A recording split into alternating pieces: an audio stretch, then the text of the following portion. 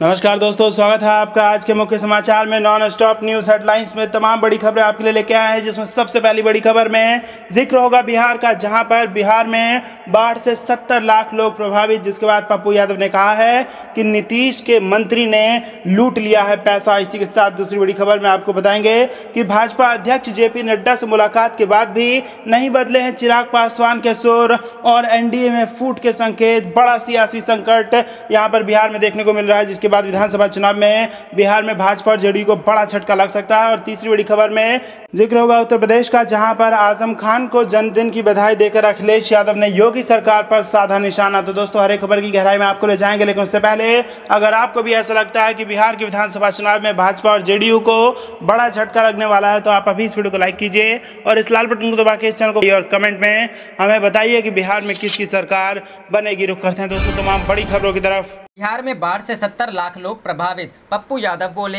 नीतीश के मंत्री ने लूटा पैसा, जनता मर रही है। जी हां दोस्तों, बिहार में बाढ़ से तबाही मची हुई है। कई जिलों में बाढ़ से लाखों लोग परेशानियों से जूझ रहे हैं। बाढ़ की इस विषम परिस्थिति में जन अधिकार पार्टी के संरक्षक पप्पू यादव लगातार बाढ़ प्रभावित इलाकों में दौरा कर रहे हैं। शुक्रवार को दरभंगा पहुंचे जाप सुप्रीमो पप्पू यादव ने नीतीश सरकार ने जमकर हमला बोला। पप्पू यादव ने नीतीश सरकार के मंत्री पर भी पैसा लूटने का आरोप लगाया। जाप अध्यक्ष पप्पू यादव ने कहा कि राज्य में 70 लाख लोग बाढ़ से प्रभावित हैं। लोग डरे सहमे हुए हैं और सरकार सोई हुई है। वर्तमान सरकार में भ्रष्टाचार इतना व्याप्त है कि उद्घाटन के दिन ही अप्रोच रोड टूट जाता है, लेकिन फिर भी कोई कार्रवाई नहीं होती है। पिछले साल कहलगांव में भी हुआ था। बड़े बड़े ठेके ऐसे कंपनियों को दिए जाते हैं जिससे नेताओं ने पहले से साठ गांठ की होती है। जन अधिकार पार्टी के राष्ट्रीय अध्यक्ष ने प्रेस वार्ता में कहा कि सभी राजनीतिक पार्टियों ने मिथिला को ठगा है, सपने दिखाए लेकिन पूरा एक भी नहीं हुआ। हम मिथिला में राम राज, अकबर राज और अशोक राज जैसी व्यवस्था चाहते हैं। सभी को आर्थिक आज़ादी और रोजगार मिले, इसी से गरीबी दूर होगी।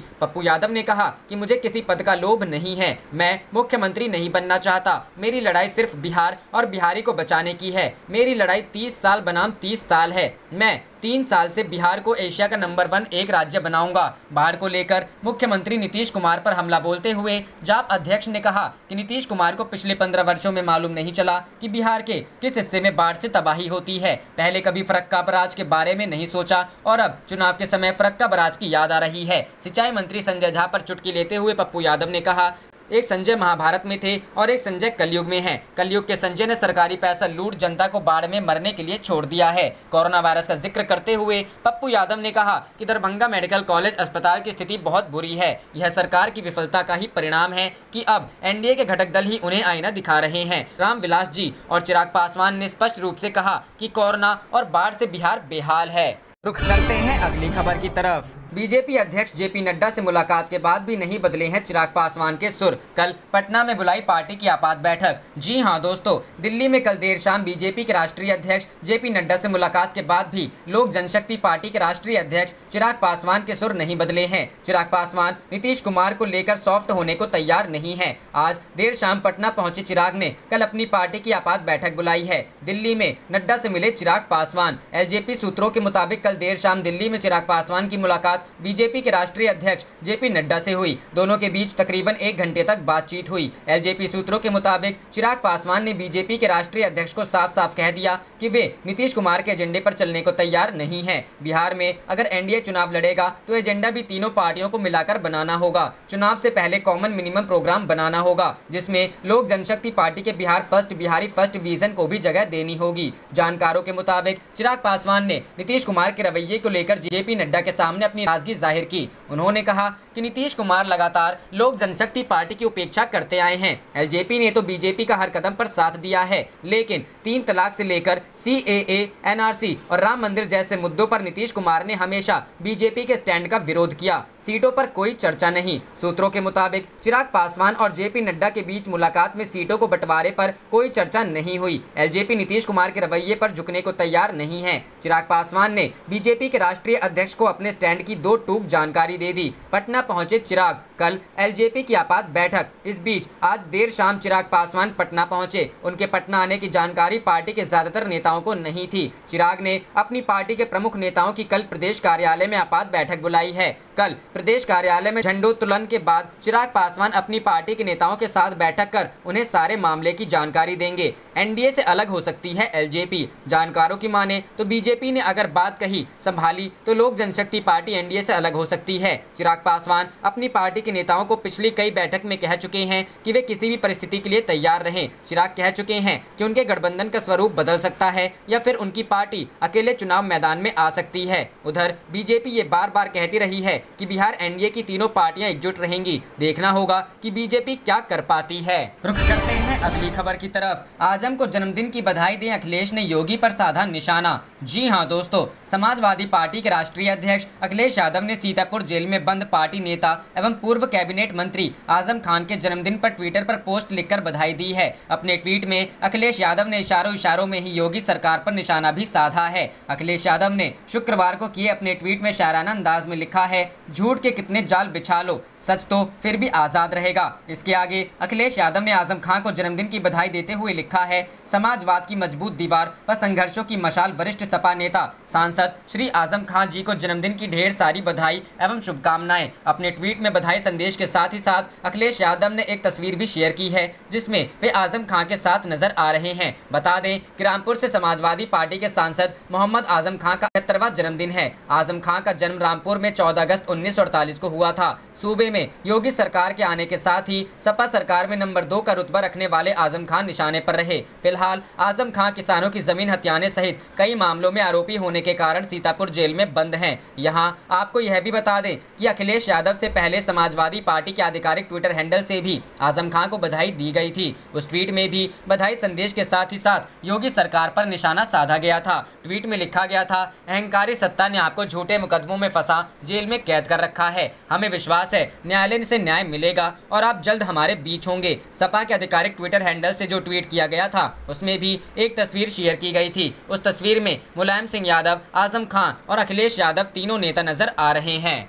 विधानसभा में गरजे गहलोत, बीजेपी जितनी कोशिश कर ले सरकार नहीं गिरने देंगे। जी हां दोस्तों, राजस्थान में लंबी चली सियासी खींचतान के बाद आज से विधानसभा सत्र की शुरुआत हुई। विपक्षी भारतीय जनता पार्टी की ओर से अविश्वास प्रस्ताव लाए जाने की चर्चा के बीच गहलोत सरकार ने विधानसभा में विश्वास प्रस्ताव पेश किया। विश्वास प्रस्ताव पर चर्चा के दौरान मुख्यमंत्री अशोक गहलोत आक्रामक अंदाज में नजर आए। गहलोत ने कहा कि भाजपा के लोग हाईकमान सरकार गिराने की चाहे जितनी कोशिश कर लें, हम सरकार नहीं गिरने देंगे। मुख्यमंत्री अशोक गहलोत ने कहा, आज भाजपा के लोग बगुला भगत बन रहे हैं। मेरी उम्र 69 साल हो गई, 50 साल से राजनीति में हूं। आज लोकतंत्र को लेकर चिंतित हूं। उन्होंने भाजपा की भैरव सिंह शेखावत की सरकार गिराने का साजिश का जिक्र करते हुए कहा कि तब मैं राज्यपाल के पास गया, प्रधानमंत्री तक के पास गया, लेकिन षड्यंत्र का हिस्सा नहीं बना। सीएम गहलोत ने भाजपा में चल रही गुटबाजी पर भी चुटकी ली और विधानसभा में नेता प्रतिपक्ष गुलाब चंद कटारिया से पूछा कि वसुंधरा राजे से आपका रिश्ता कैसा है। यूनुस खान कब से वसुंधरा राजे का चहेता हो गया और कब राजेंद्र राठौड़ उस कैंप से अलग हो गए। आपकी पार्टी वाले यही कहते हैं। उन्होंने वसुंधरा राजे के साथ मिली भगत के आरोपों पर भी सफाई दी और कहा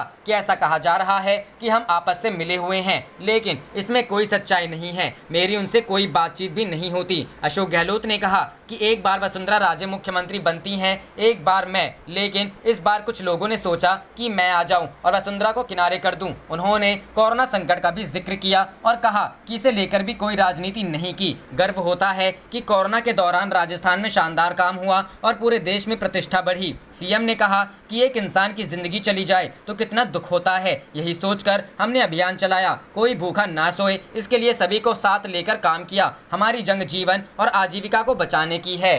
रुख करते हैं अगली खबर की तरफ। स्वतंत्रता दिवस, पूर्व सीएम कमलनाथ का संदेश, लोकतंत्र की रक्षा के लिए जनता सच्चाई का साथ दे। जी हां दोस्तों, स्वतंत्रता दिवस की पूर्व संध्या पर पूर्व मुख्यमंत्री कमलनाथ ने प्रदेश की जनता के नाम संदेश दिया। उनके संदेश में स्वतंत्रता दिवस के बहाने लोकतंत्र की परंपराओं को समझने की अपील थी। कमलनाथ ने पिछले दिनों सत्ता के उलटफेर के संदर्भ में प्रदेश के सियासी घटनाक्रम को समझने और सच्चाई का साथ देने की अपील की है। कमलनाथ ने सोशल मीडिया के जरिए प्रदेश की जनता के नाम संदेश दिया। उन्होंने कहा, लोकतंत्र और संविधान को मजबूत बनाने के लिए सभी लोगों को एकजुट होना होगा। वो सच्चाई को पहचाने और सच्चाई का साथ देने का संकल्प लें। बड़े फैसले। जनता के नाम संदेश में कमलनाथ ने कहा 17 दिसंबर 2018 को शपथ लेने और 20 मार्च 2020 को इस्तीफा देने के बीच उन्होंने मुख्यमंत्री के तौर पर 15 महीने काम किया। कम समय में हमारी सरकार ने बड़े फैसले किए। 27 लाख किसानों का कर्ज माफ किया गया। तीसरे चरण में 1 जून 2020 से 5 लाख किसानों के कर्ज माफी की योजना पर अमल होना था। प्रदेश के युवाओं का भविष्य सुरक्षित करने के लिए उद्योग जगत में निवेश के लिए अविश्वास का माहौल बनाया गया। आर्थिक गतिविधियों को बढ़ाने पर कांग्रेस सरकार का जोर रहा ताकि प्रदेश की एक नई पहचान प्रोफाइल बन सके। प्रदेश की पहचान माफिया और मिलावटखोर के रूप में हो गई थी, जिसके खिलाफ मेरी सरकार ने सख्ती से अभियान चलाया। 15 महीने की उपलब्धियों का उल्लेख करते हुए कमलनाथ ने कहा, कांग्रेस सरकार ने बिजली उपभोक्ताओं को 100 में 100 यूनिट, 100 रुपए में 100 यूनिट बिजली और किसानों को सिंचाई पंप लगाने के लिए कम राशि लेने का प्रावधान किया था। कन्या विवाह की राशि बढ़ाकर 51,000 रुपए और बुजुर्गों की पेंशन की राशि को बढ़ाकर 600 रुपए करने का फैसला लिया था। साथ ही प्रदेश में सबसे ज्यादा गौशालाओं का निर्माण किया गया। कर्मचारियों के हित में महंगाई भत्ता लागू किया गया। रुख करते हैं अगली खबर की तरफ। राहुल गांधी का केंद्र पर हमला, लद्दाख मामले में चीन से डर रही सरकार। जी हां दोस्तों, कोरोना महामारी और चीन के मुद्दे पर केंद्र की नरेंद्र मोदी सरकार पर लगातार हमला बोलने वाले कांग्रेस नेता राहुल गांधी ने एक बार फिर सरकार पर निशाना साधा है। राहुल गांधी ने चीन के साथ विवाद पर सरकार को घेरते हुए कहा कि भारत सरकार लद्दाख मामले में चीनी इरादों का सामना करने से डर रही है। राहुल गांधी ने शुक्रवार को ट्वीट कर मोदी सरकार पर बड़ा हमला करते हुए कहा कि भारत सरकार लद्दाख मामले में चीनी इरादों का सामना करने से डर रही है। जमीन पर मौजूद साक्ष्य इस ओर इंगित करते हैं कि चीन खुद को तैयार कर रहा है और अपनी पोजीशन बना रहा है। प्रधानमंत्री की निजी तौर पर साहस की कमी और मीडिया की चुप्पी के कारण भारत को इसकी भारी कीमत चुकानी पड़ेगी। इससे पहले कल गुरुवार को राहुल गांधी ने कोरोना महामारी को लेकर केंद्र की मोदी सरकार को घेरा था। राहुल गांधी ने अपने ट्वीट में कहा था, भारत में कोरोना का ग्राफ भयावह होता जा रहा है, न कि सपाट हो रहा है। राहुल गांधी ने अपने इसी ट्वीट में आगे पीएम नरेंद्र मोदी पर निशाना साधते हुए कहा, अगर ये पीएम की संभली हुई स्थिति है तो बिगड़ी स्थिति किसे कहेंगे। राहुल गांधी ने अपने इस ट्वीट में 20 सेकंड का एक वीडियो भी पोस्ट किया। उस वीडियो में तारीख के साथ साथ कोरोना केसों की बढ़ती संख्या को ग्राफ के जरिए दिखाया गया है। ग्राफ में भारत के साथ साथ अमेरिका और ब्राजील का भी कोरोना ग्राफ दिखाया गया। कांग्रेस नेता की ओर से पोस्ट किए गए वीडियो में साफ दिख रहा है कि भारत में कोरोना का ग्राफ लगातार ऊपर चढ़ता जा रहा है, जबकि ब्राजील और अमेरिका का कोरोना ग्राफ घटता बढ़ता नजर आ रहा है। रुख करते हैं अगली खबर की तरफ। कांग्रेस के लिए फिर उतरी बाबाओं की टोली,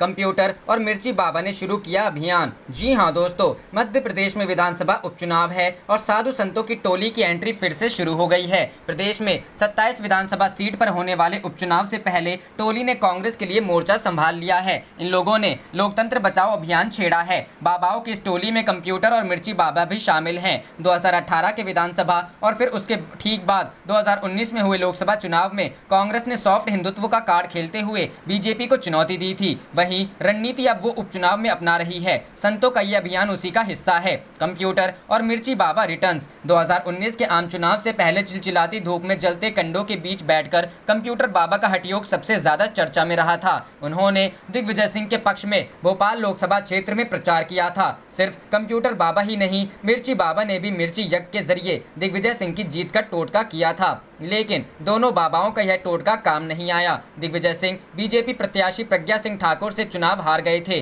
अयोध्या में राम मंदिर भूमि पूजन के बाद बीजेपी और कांग्रेस नेताओं की राम के प्रति आस्था जताने और जन्माष्टमी पर कृष्ण भक्ति के बाद बड़े वोट बैंक को साधने के लिए साधु संतों की टोली सक्रिय हो गई है। कांग्रेस के समर्थन में ग्वालियर चंबल इलाके की 16 सीटों पर 2000 साधु संतों प्रचार करेंगे। हालांकि मिर्ची बाबा ने कहा है कि इस बार उपचुनाव से पहले वो हवन नहीं करेंगे, लेकिन दल बदलने वाले विधायकों को सबक सिखाने के लिए जनता को जागरूक जरूर करेंगे। रुख करते हैं अगली खबर की तरफ। विश्वास मत जीतने के बाद बोले पायलट, जीवन की आखिरी सांस तक मैं प्रदेश के लिए समर्पित हूं। जी हां दोस्तों, राजस्थान में तकरीबन 1 महीने से चल रहे पॉलिटिकल ड्रामे के बीच शुक्रवार को विधानसभा सत्र में गहलोत सरकार ने बहुमत हासिल कर लिया। विशेष सत्र में ध्वनि मतों से विश्वास मत प्रस्ताव को पारित किया गया। वहीं विधानसभा सत्र के बाद सचिन पायलट ने कहा पहले मैं सरकार का हिस्सा था, आज नहीं हूँ, लेकिन यहाँ पर कौन कहाँ बैठता है ये महत्वपूर्ण नहीं है, लोगों के दिल और दिमाग में क्या है ये ज़्यादा महत्वपूर्ण है। उन्होंने कहा, जीवन की आखिरी सांस तक